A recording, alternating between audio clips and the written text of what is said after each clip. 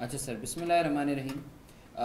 अभी जो मैं आप लोगों से डिस्कशन करने के लिए जा रहा हूँ, this is something really important to understand कि सर ये जो कॉन्सेप्ट मैं आपको दे रहा हूँ, this is related to recognition of PP, recognition of any item as PP, property plant and equipment, and charging of depreciation on that PP. अच्छा, अब सवाल ये पैदा होता है कि देखें, आप एसेट को जब ख़रीदते हैं, अब लेट से आपने एक एसेट ख़रीदा, अब जाहिर सी बात है कि अगर वो बहुत बड़ा एसेट है, इससे आपने कोई प्लांट ख़रीदा है, तो इट्स नॉट लाइक कि आपने आज ही ख़रीदा है और आप आज ही इस्तेमाल करना जो है वो शुरू कर दोगे।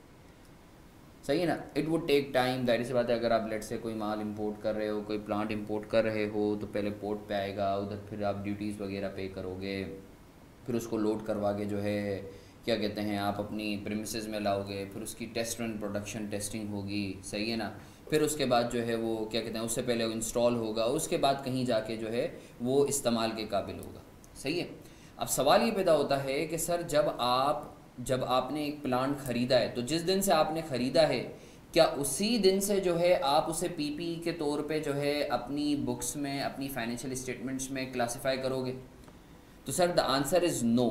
याद रखें, आप किसी भी एसेट को आपको याद होगा, मेरी पिछली वीडियो में मैंने आपको बताया था इनिशियल मेजरमेंट में कि पॉइंट ऑफ परचेज से लेके यूजेबल कंडीशन में लाने तक जितनी भी कॉस्ट या इनकम इनकर होती है, उसे आप पीपीई की कॉस्ट का हिस्सा बनाते हो। ये हमने बात की थी।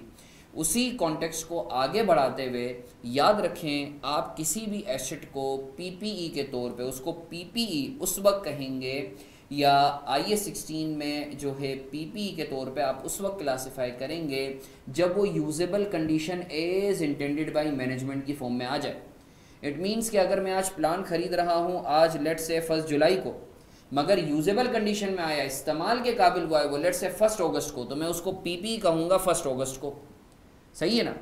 तो सर उससे पहले जो 1 महीना आपने खर्चा करते रहे, उस पर प्लान तो आ गया था, पैसे तो आपने दे दिए थे, तो वो जो खर्चा आपने किया है उसको आप किस नाम से रिकॉग्नाइज करोगे अपनी बुक्स में? दैट खर्चा would be called capital work in progress, CWIP। सही है? तो सर याद रखें, ये एग्जामिनर का फेवरेट एरिया है कि आप किसी भी एसेट को, नॉन करंट एसेट को पीपीई के तौर पे उस वक्त क्लासिफाई करते हो जब वो यूजेबल कंडीशन में आ जाए, और यूजेबल कंडीशन में आने से पहले आप उसे क्या कहते हो? Capital work in progress. एक कॉन्सेप्ट। दूसरी चीज़ और अहम चीज़ कि सर हमने चूँकि अभी जो है पिछली वीडियोस में देखा था कि सर आप पीपीई पे डेप्रिसिएशन भी चार्ज करते हो। क्यों? क्योंकि they are gonna give you economic benefit for more than a year, and obviously they have to be declined in terms of value. तो उनकी जो डिक्लाइन है वैल्यू का, उसको आप डेप्रिसिएशन कहते हो।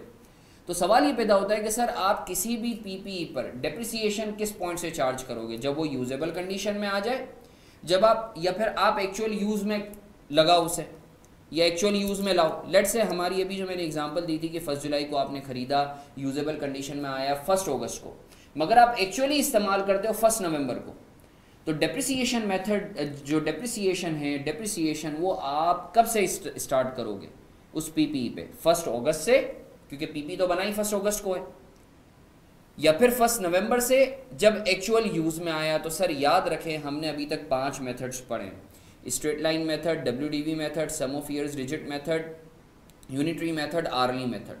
तो ये जो शुरू के 3 मेथड्स हैं ना, straight line, WDV, sum of years digit method, ये टाइम बेस्ड मेथड है।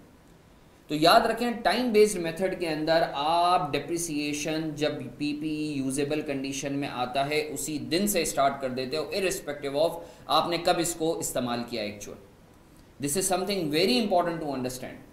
टाइम बेस्ड मेथड्स के अंदर, टाइम बेस्ड मेथड्स में आप you start charging depreciation on PPE when it becomes in a usable condition, irrespective of whether it is used और not.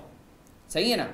और याद रखिएगा, ये यूनिटरी और आर्ली में नहीं होता, ये टाइम बेस्ड मेथड्स में होता है। For example straight line method हो गया, WDV मेथड हो गया है। सही है ना? तो सर आपको आई होप ये चीज़ क्लियर है। एक एग्जांपल कर लेते हैं जल्दी से, ताकि आप लोगों का कॉन्सेप्ट और क्लियर हो जाए। सर लेट से 1 जनवरी 2012 को आपने एक एसेट परचेज़ किया है, सही है ना? यूजेबल कंडीशन में आया 30 जून 2012 को। तो सर इस पॉइंट से इस पॉइंट तक जो है आपका ये जो एसेट है वो क्या कहलाएगा? ये CWIP कहलाएगा। सही है सर? 30 जून 2012 को आपका एसेट यूजेबल कंडीशन में आ गया, तो इस पॉइंट पे आप इसे पीपी कहेंगे। और सर अगर तो टाइम बेस्ड, और sir actual use, put in to use, actual use में कब आया है? 30 नवंबर को।